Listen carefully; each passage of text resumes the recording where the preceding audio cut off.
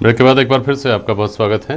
हमारे जो मेहमान हमारे साथ जुड़े हुए थे उनके अलावा डॉक्टर वरुण पुरोहित और हमारे साथ जुड़ गए। आप विश्लेषक की भूमिका में हैं। वरुण पुरोहित जी, एक बात समझाइए, अभी ब्रेक पर जाने से पहले राखी राठौड़ इस बात पर संतोष जता रही थी कि बंगाल को लेकर बार बार भारतीय जनता पार्टी को कटघरे में खड़ा किया जाता है, तो वो पार्टी जिसका वहाँ कोई वजूद नहीं था वो वहाँ 77 सीटों तक पहुँची। ये सवाल आम आदमी पार्टी के बारे में पंजाब में कहा जा रहा है कि वो पार्टी जो जुमा अभी 10 साल पहले पैदा हुई करीब वो पार्टी वहाँ सरकार बनाने की स्थिति में, इस तरह की खबरें आ रही हैं। हो सकता है एग्जिट पोल के नतीजे कुछ आगे पीछे हो जाएं, लेकिन बहुत मजबूत स्थिति में वो पार्टी वहाँ पहुँच गई।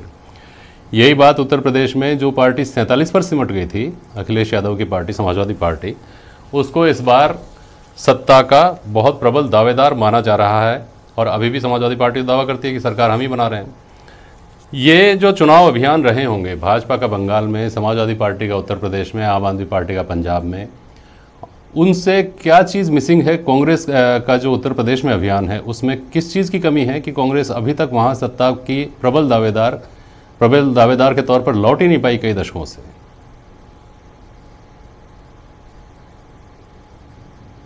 ये प्रियंक, मैं आपको बताऊं जेपी शर्मा जी, उत्तर प्रदेश की जो आप बात कर रहे हो वहां पे कांग्रेस पार्टी 32 साल से हाशिए पर थी। मैं पिछले 2 चुनावों में कई बार गया वहां पे। कांग्रेस के ऑफिस को कोई बताने वाला नहीं था। जिले के अंदर कांग्रेस का ऑफिस कहाँ है, सिपाहियों को नहीं पता था, ट्रैफिक के होते थे। प्रियंका गांधी का ये क्रेडिट है कि 400 सीटों पर कांग्रेस पार्टी के उम्मीदवार लड़ाए और उनकी जो रैलियों में भीड़ आई प्रियंका गांधी जी के, और जितना पब्लिक ने उनको सुना, 40% महिलाओं का आरक्षण वो लाई, उससे मुझे लगता है कांग्रेस पार्टी में जान उन्होंने उत्तर प्रदेश में फूंक दी है। लेकिन जो कमी आप सारी पार्टियों की बात कर रहे हो, आम आदमी पार्टी की भी आपने पंजाब में बात की। आम आदमी पार्टी तो पिछली बार 20 सीट ले गई थी, उसके बाद फिर चले गए कुछ लोग छोड़ के।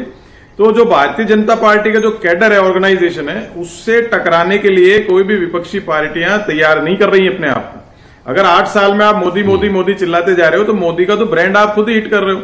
आपको मोदी से टक्कर लेनी है क्योंकि वो सत्ता में भी है, हर प्रकार के काम करने को तैयार है। तो कांग्रेस पार्टी जो नेशनल पार्टी है, अगर उसको मोदी को रूट आउट करना है, और वर्तमान बीजेपी में, अटल जी अडवाणी जी की बात नहीं कर रहा, वर्तमान जो बीजेपी है उसको रूट आउट करना है, तो अपने ऑर्गेनाइजेशनल स्ट्रक्चर को, अपने कैडर को मजबूत करना होगा।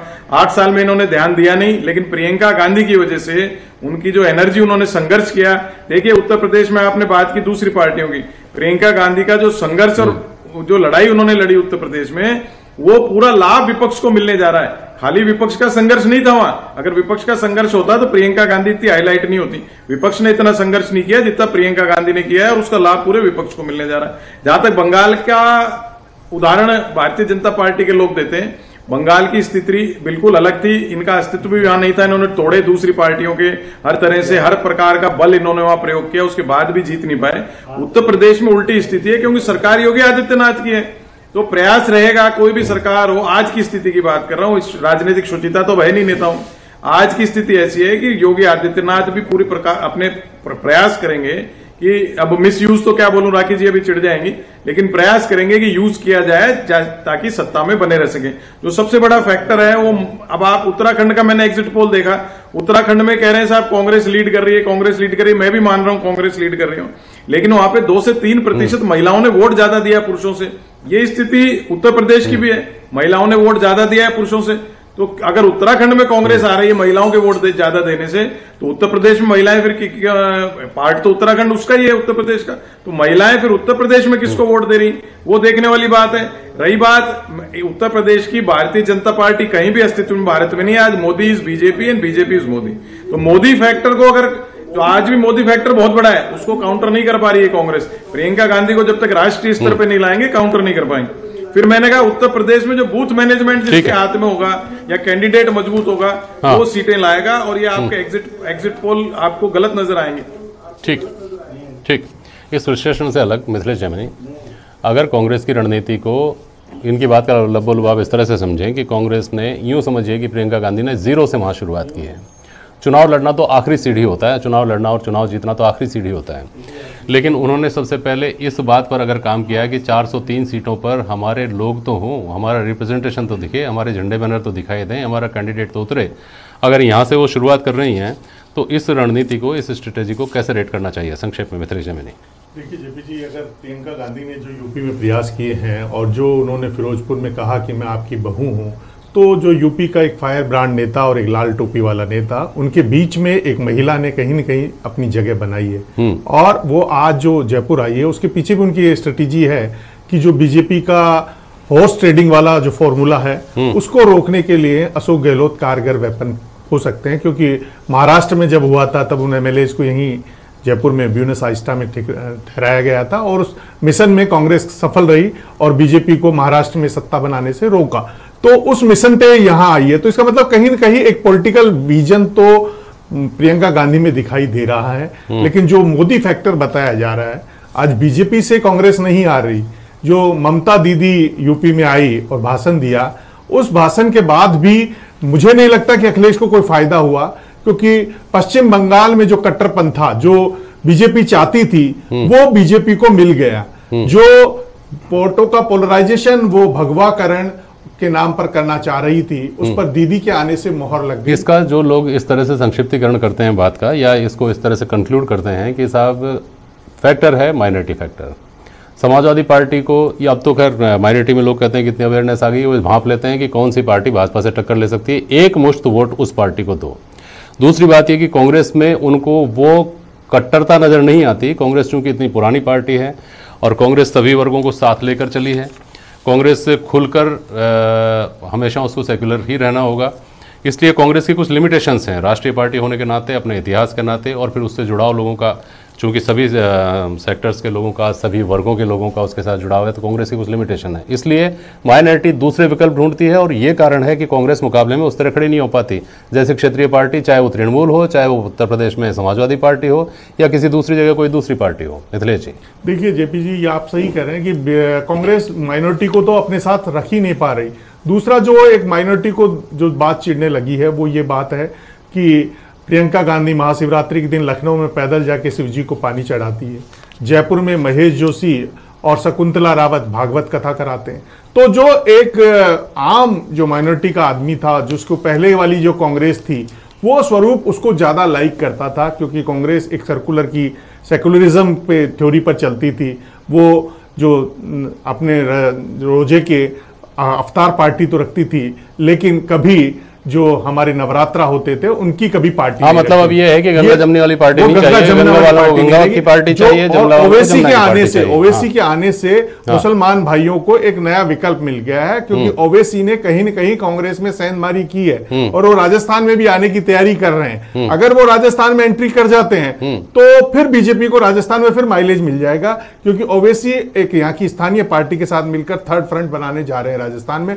वो एक चिंता का विषय हो सकता है कांग्रेस के लिए, जो 2023 में अशोक गहलोत का मिशन है कि मैं एक बार बीजेपी एक बार कांग्रेस का मिथक तोड़ूंगा और 2023 में फिर से कांग्रेस की सरकार बनाऊंगा। अगर ओवैसी यहाँ की एक थर्ड पार्टी जो जाट बहुल पार्टी है आरएलपी, उसके साथ अंदर भीतर जो बात चल रही है, अगर वो पक जाती है बहुत मुश्किल है, तो मुश्किल है। लेकिन अभी कुछ भी कहना मुश्किल है जी। हाँ, लेकिन फिर भी ये कंसर्न हो जाता है। हाँ बिल्कुल, कहीं ये कंसर्न है कि नहीं है सत्ताधारी पार्टी का, स्वर्णिम चतुर्वेदी जी, कि आज आप यूपी में भावनात्मक मुद्दों को कोसते हुए भी अगर योगी आदित्यनाथ को सत्ता की तरफ जाते हुए देखते हैं तो मुद्दों को केवल कोसने से क्या काम चलेगा, और उनकी सही गलत की व्याख्या, वो कितने नैतिक मुद्दे हैं कितने अनैतिक मुद्दे हैं, इसका क्या फायदा अगर वो आपकी राजनीतिक जमीन को ही हिला देते हैं। तो स्वर्णिम जी देखिए जेपी जी, जो भी मुद्दे हैं, अगर महंगाई का मुद्दा है, विकास का मुद्दा है, कानून व्यवस्था का मुद्दा है, महिलाओं के साथ एट्रोसिटी का मुद्दा है, तो ये तो मुद्दे उठाने ही पड़ेंगे। अब विपक्ष के नाते हम उठाएंगे और उठाते रहें, और इसमें निश्चित रूप से मैं आज यहाँ कह सकता हूँ कि इन मुद्दों को उठा करके जनता की आवाज बनने में हमने कामयाबी हासिल की है। हाँ जी। रही बात भावनात्मक मुद्दों की, तो चाहे ओवैसी हैं चाहे योगी आदित्यनाथ जी हैं, ये भावनात्मक मुद्दों की राजनीति भले ही करते रहें, ये इनकी पार्टी के लाइन ऑफ एक्शन हो सकता है। हमारी पार्टी में हमेशा हम आम जनता की जो अंतिम पंक्ति में बैठा हुआ व्यक्ति है उसका विकास हो, उसकी तकलीफें दूर हो, उसकी समस्याएं जो है सरकार तक पहुंचे, अगर हम सरकार में तो उसकी तकलीफों को हम दूर करें, उसको राहत पहुंचाएं। ये हमारा हमेशा काम रहा है और यही हमारा काम रहेगा। यही इसी मुद्दे पर और इसी लाइन पर हमारी पार्टी चलती आई है, इसी लाइन पर हमारे नेता चलते आए हैं। अब रही बात मिथिलेश जी ने भी उठाई यहाँ पे कि नई पार्टियां आना चाहती हैं, दूसरी सब आते हैं, लेकिन जनता आज ये देखती है कि उनके बीच में रह करके उनकी समस्याओं के लिए कौन संघर्ष कर रहा है। कोई भी आए, एक नैरेटिव बनाए, एक धर्म के नाम पर, जाति के नाम पर और राजनीति करना प्रारंभ कर दे, वो दिन जो है अब चले गए। ये हो गया, भारतीय जनता पार्टी ने कर लिया, जहां जहां कर सकते थे वहां कर लिया। होगा स्वर्णिम जी, अभी अभी ये कहना जल्दबाजी होगी, क्या वाकई दिन चले गए या वही मुद्दे इस देश की राजनीति में प्रधानता से खड़े हैं, ये तो अभी तय होगा 2 दिन बाद, 3 दिन बाद। राखी राठौड़ कुछ कहना चाहिए, बस संक्षेप में बोलिएगा राखी जी। देखिए, और इस सवाल का भी जवाब दीजिएगा जी कि यूपी चुनाव को लेकर विश्लेषक ये भी मानते हैं कि वहाँ आपके सिटिंग एमएलएज की एक बहुत बड़ी तादाद थी जिनसे लोग नाराज थे, जिनको गालियां दे रहे थे, जिनको भगा रहे थे, लेकिन वहां योगी आदित्यनाथ ने सीधा लोगों के साथ अपने आप को कनेक्ट कर लिया था। तो गरिया कर भी आदमी ने आखिरकार वोट डाला कमल के निशान पर। और मोदी का एक सीधा कनेक्ट देश की जनता के साथ है ही। इसका फायदा आपको वहां तो मिल गया, लेकिन सब जगह नहीं मिलेगा। खासतौर पर राजस्थान में आपको बहुत चिंता करने की जरूरत है, ये मानते हैं लोग। राखी जी, देखिए, राजस्थान में पहले भी बात हुई, जिस तरह से अशोक गहलोत जी की गवर्नेंस रही है उसका राजस्थान ने लगातार नकारा है। 21 सीट और 56 सीट का एक है अपने पास एग्जाम्पल। और उसके बाद भी जब भी कभी राजस्थान के अंदर अशोक गहलोत जी की सरकार आई है, कभी भी पूर्ण बहुमत से नहीं आई। तो जब 2000 के बाद में आप देखिए, जब भी सरकार आई है कभी भी पूर्ण बहुमत के साथ नहीं आई। तो ऐसा नहीं है यहाँ पर कि जनता ने कांग्रेस को पूरी तरह से एक्सेप्ट कर लिया है या 2023 के अंदर भारतीय जनता पार्टी बिल्कुल नहीं आ सकती। देखिए, अभी अभी एक कंपैरिजन हो रहा था, मैं एक बात उसमें जरूर कहना चाहूंगी कि प्रियंका गांधी जी की और मोदी जी की जो कंपैरिजन है वो कंपैरेबल है ही नहीं। जेपी शर्मा जी, एक ऐसा नेता जिसे साल में 4 बार, हफ्ते 15 दिन की छुट्टी चाहिए हो, उसका कंपैरिजन एक ऐसा नेता से जो पूरे 365 दिन 24/7 काम करता हो। जनता देख रही है कि कौन बिल्कुल निष्पक्ष भाव से, ऐसा कोई भी अपना नहीं, पूरे राष्ट्र को एक लेते हुए चलते हुए काम कर रहा है, उसका नतीजा सामने नजर आएगा ही। और ये कंपैरिजन बेकार है,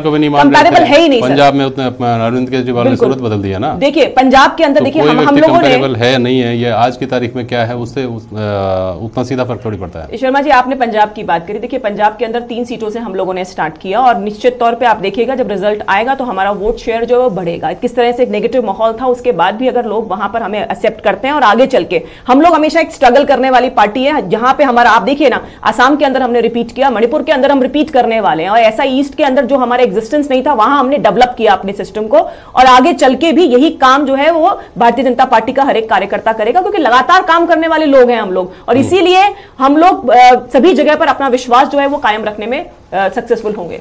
ठीक है, वरुण पुरोहित जी, जो आपने फरमाया ना अभी, उसका थोड़ा बहुत विश्लेषण यहाँ स्टूडियो में भी किया गया, सुना होगा आपने। माइनॉरिटी को कैसे हैंडल किया जाए, राजस्थान के परिप्रेक्ष्य में हम बात कर रहे हैं। कांग्रेस की परंपरा, कांग्रेस की परिपाटी, कांग्रेस के दावे, कांग्रेस का जो चेहरा है वो तो ये कहता है कि गंगा जमनी तहजीब के साथ चलने वाले लोग हैं, लेकिन दूसरे राज्यों से जिस तरह की हवा आ रही है वो ये कहती है कि एक चाहिए, एक की बात करो, सबको साथ लेकर चलने की बात नहीं करेंगे। अगर भावनात्मक मुद्दों पर चुनाव लड़े जाते हैं तो की बात हो रही है। ऐसी स्थिति में कांग्रेस को इस बात के लिए अपने आप को कैसे तैयार करना चाहिए मिशन 2023 के लिए? वरुण जी।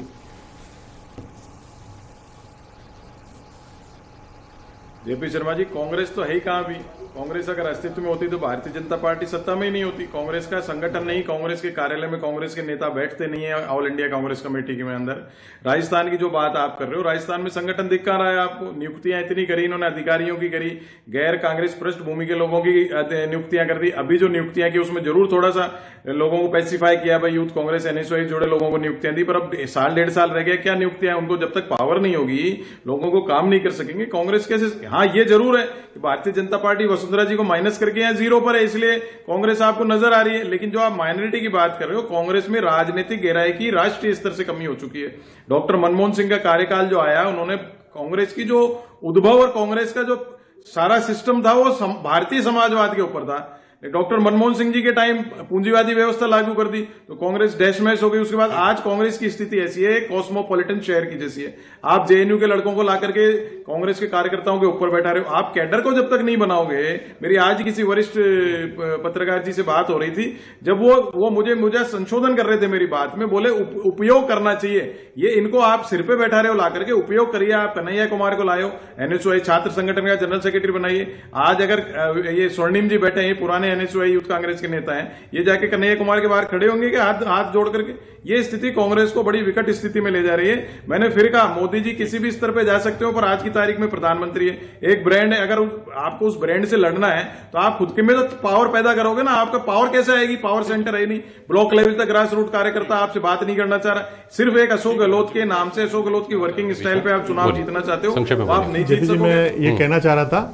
कि यूपी चुनाव से पहले राजस्थान में रैली में राहुल गांधी ने हिंदुत्व और हिंदुत्ववादी का जो एक मुद्दा छेड़ा था, उसका भी कहीं ना कहीं बीजेपी को फायदा मिला है यूपी में। और पंजाब में जो जिस तरीके से नरेंद्र मोदी की वापिस आना और उनका ये बयान देना कि मैं सुरक्षित जा रहा हूं, आप अपने मुख्यमंत्री से कह देना, एक इमोशनल कार्ड खेला गया और उससे कांग्रेस डैमेज हुई। तो कांग्रेस की जो प्लानिंग है, जो स्ट्रेटेजी है, वो बनाने के लिए जो थिंक टैंक है, उनको अभी काफी कुछ स्टडी करने की जरूरत है। उनके बोलने से पहले ये सारी चीजें सोचने की पड़ता है। राजस्थान में क्या होगा ये बताएगा आने वाले दिन, लेकिन ये निश्चित रूप से तय है कि इन चुनाव के नतीजों का असर राजस्थान की राजनीति पर निश्चित रूप से बहुत गहरा पड़ने वाला, चाहे बीजेपी हो चाहे कांग्रेस हो। ठीक है सर, 10 को कौन दिखाएगा दम, फिलहाल इसका इंतजार रहेगा। बहुत शुक्रिया आप सभी का आज प्राइम डिबेट में शामिल होने के लिए।